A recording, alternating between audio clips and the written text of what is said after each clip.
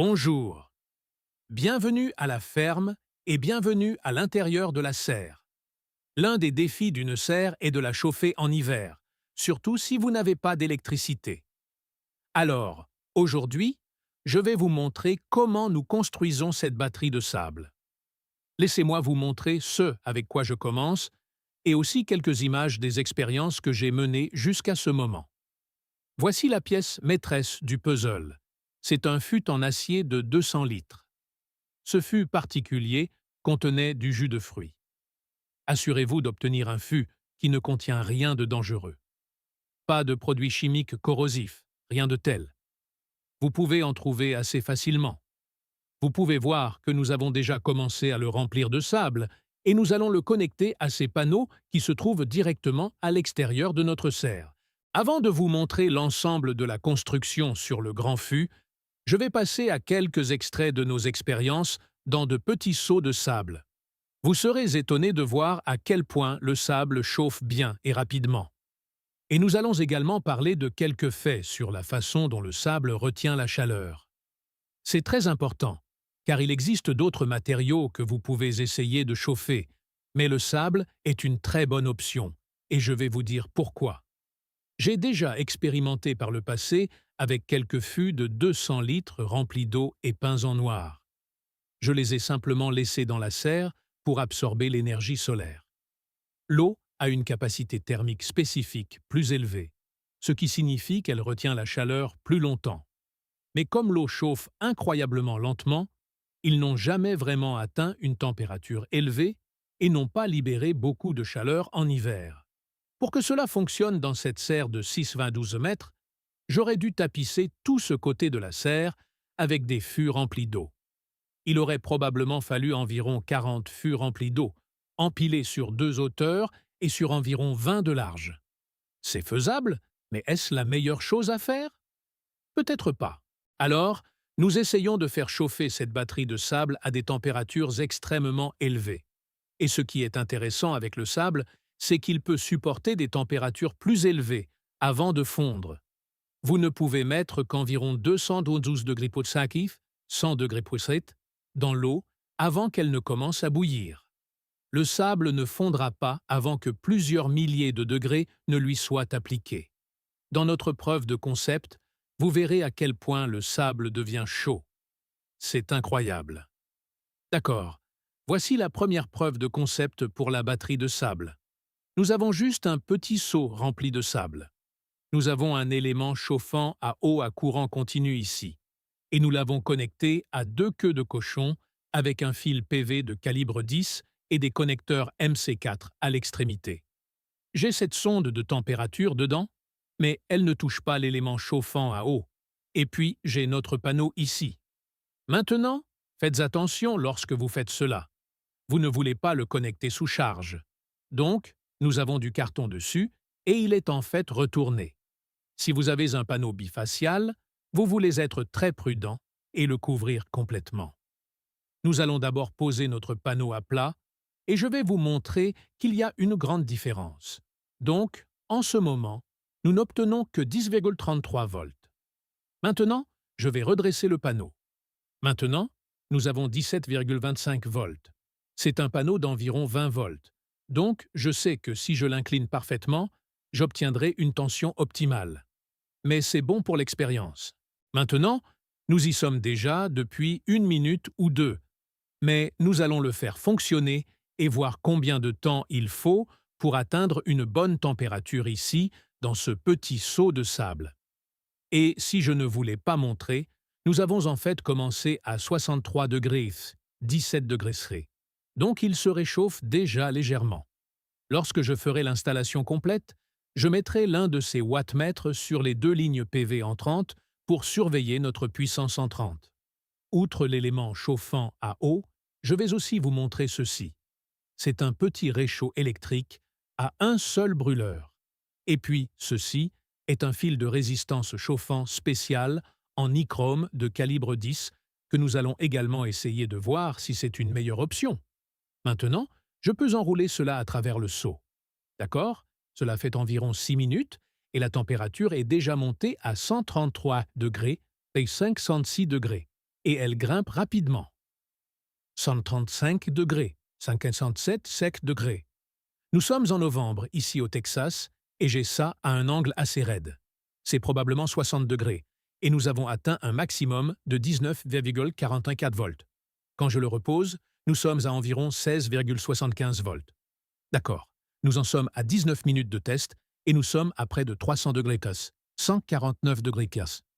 D'accord, les amis, nous avons atteint 30 minutes. Voyons quelle est notre température.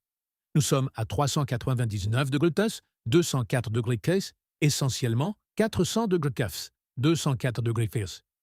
Je vais arrêter notre expérience ici, car nous commençons à avoir de l'ombre en fin de journée, et elle commence juste à toucher le panneau, et nous allons manquer de lumière du soleil. Mais cette sonde est à environ 1 pouce de notre élément chauffant. Comme nous avons déconnecté le panneau et qu'il est à l'ombre, la température continue d'augmenter. Nous sommes à environ 410 degrés Celsius, 210 degrés C. Maintenant, nous allons déterrer un peu notre sable, environ 1 pouce de plus.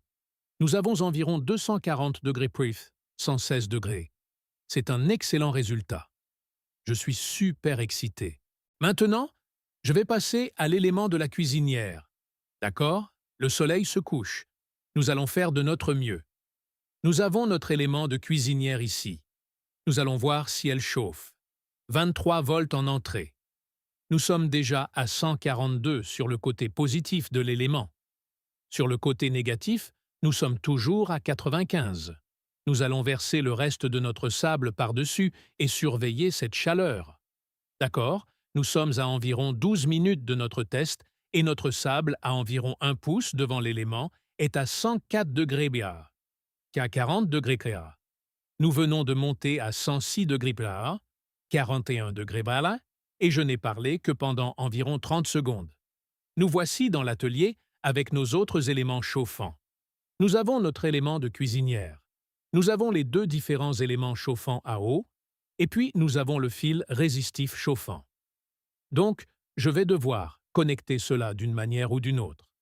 Et la meilleure façon que j'ai trouvée pour le faire est avec ces pinces crocodiles ici. Nous venons de connecter un fil de silicone à cela. Et la raison pour laquelle j'utilise du fil de silicone est que la chaleur dans la batterie va devenir assez chaude et ce fil va descendre dans le sable. J'aurai toutes ces choses listées dans la description sous la vidéo afin que vous puissiez les acheter si vous allez construire une batterie de sable comme celle-ci. En plus de cela, nous avons besoin d'un moyen de mieux distribuer la chaleur la nuit. Au lieu de simplement la rayonner, nous allons avoir besoin de ventilateurs pour propulser cet air chaud à l'intérieur de la serre. Maintenant, laissez-moi vous montrer autre chose que nous utilisons dans le système. Vous pouvez utiliser plusieurs choses différentes, mais nous avons trouvé que c'était la meilleure option pour nous. C'est la grande batterie Husky 2. C'est une batterie lithium-ion phosphate de 48 V, conçue pour les environnements humides comme les applications marines ou de camping-car. Et elle est également conçue pour les environnements plus froids. Elle a des chauffages internes. Donc, pour pouvoir la charger à partir des panneaux solaires qui sont là-bas, nous ajoutons un petit contrôleur de charge Victron. L'avantage de Victron est qu'ils ont des contrôleurs de charge très petits. Donc, si vous n'avez que quelques panneaux et une batterie plus petite, vous pouvez trouver quelque chose qui fonctionnera avec votre système. Si vous connaissez Victron, vous savez qu'ils ont été développés à l'origine pour la navigation de plaisance. Ils fonctionneront donc mieux dans un environnement un peu plus humide. Ensuite, nous avons également ce très petit onduleur Victron Phoenix et je peux brancher mes ventilateurs de ce côté. C'est très simple à utiliser et je vais vous montrer comment il est connecté.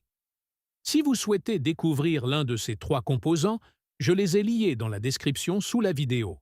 Et n'oubliez pas, si vous utilisez notre lien, vous pouvez également obtenir un code de réduction de 50 $. Bon, première chose, je vais câbler cet analyseur de puissance afin qu'il puisse être connecté et déconnecté à tout moment. Et ce que je vais utiliser, ce sont ces bornes de déconnexion mâles et femelles. Et elles sont vraiment bien parce qu'elles ont ce couvercle moulé autour d'elles. Et la façon dont je vais faire cela est de mettre 2 femelles de ce côté, 2 mâles aux extrémités de mes fils externes, puis de l'autre côté, de mettre 2 mâles là-bas, et ensuite 2 femelles sur mes fils externes. De cette façon, si je veux le retirer, je peux reconnecter mes fils externes entre eux. Bon, nous avons la majeure partie de notre installation assemblée ici. Nous l'avons dans ce cadre en bois qui va reposer sur le sol de la serre. Donc, le fond de ce cadre est fait de bois traité. Et puis, bien sûr, nous allons l'enfermer. Mais laissez-moi vous montrer comment l'équipement est configuré. Bon, nous avons notre grande batterie Husky 2 ici en bas. Et ce qui est bien avec celle-ci, c'est qu'elles ont cette poignée en corde robuste, qui facilite vraiment le déplacement. Nous avons notre onduleur Phoenix ici, et nous avons notre contrôleur de charge juste là. J'ai mis des barres omnibus sur les côtés et un disjoncteur sur le positif pour l'onduleur. Cette sortie de batterie sur le contrôleur de charge monte jusqu'à nos barres omnibus. Et puis, des barres omnibus, elle descend jusqu'à notre batterie. Et puis, notre positif et notre négatif de l'onduleur sortent également vers les barres omnibus. Je n'ai pas besoin de configuration de communication sur cela. C'est juste un système super simple. Et comme vous pouvez le voir sur la sortie AC de l'onduleur, j'ai un ventilateur de gaine en ligne qui va nous aider à distribuer cette chaleur dans la serre.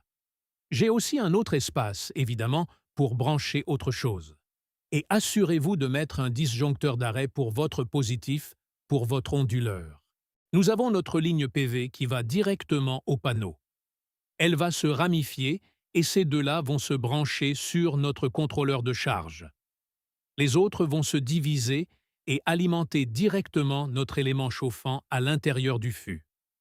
Maintenant, il est temps de tout mettre dans la serre, mettre notre élément chauffant dans notre fût et remplir le reste du fût de sable. D'accord les amis, moment de vérité. J'ai tout installé ici dans la serre et je suis sur le point de mettre le reste du sable dans le fût. Une partie de ceci n'est qu'un réglage temporaire pour l'installation. Donc je sais que vous allez me le faire savoir dans la section des commentaires ci-dessous. Mais laissez-moi vous montrer ce que j'ai. D'accord? En provenance des panneaux, j'ai un sectionneur. Et oui, je sais qu'il sera monté plus tard. J'ai aussi le moniteur d'énergie. Nous arrivons à notre contrôleur de charge. Nous avons notre petit onduleur Phoenix et notre batterie. Ici, nous l'avons branché en courant continu direct vers notre fût, et puis nous l'avons branché ici pour entrer dans le contrôleur de charge.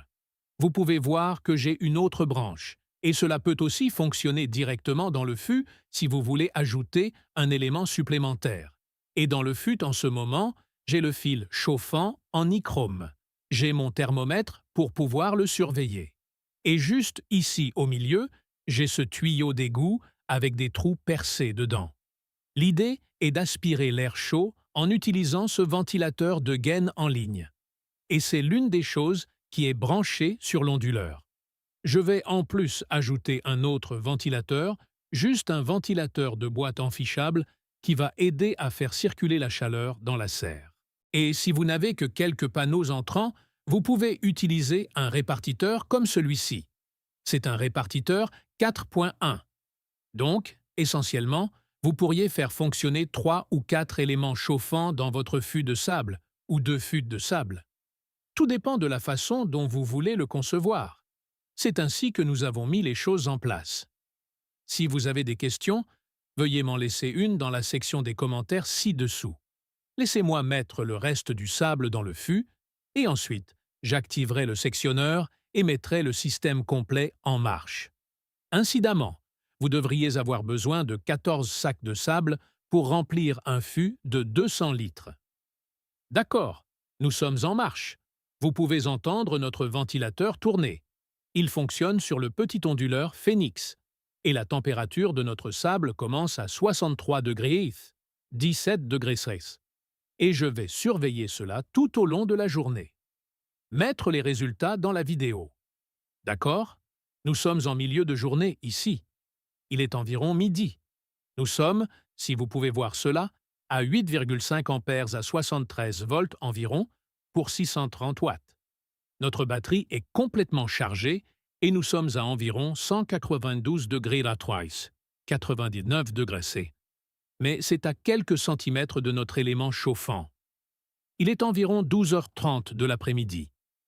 Le soleil n'a commencé à frapper directement les panneaux qu'à environ 9h30. Eh bien voilà, c'est notre construction de batterie de sable pour notre serre.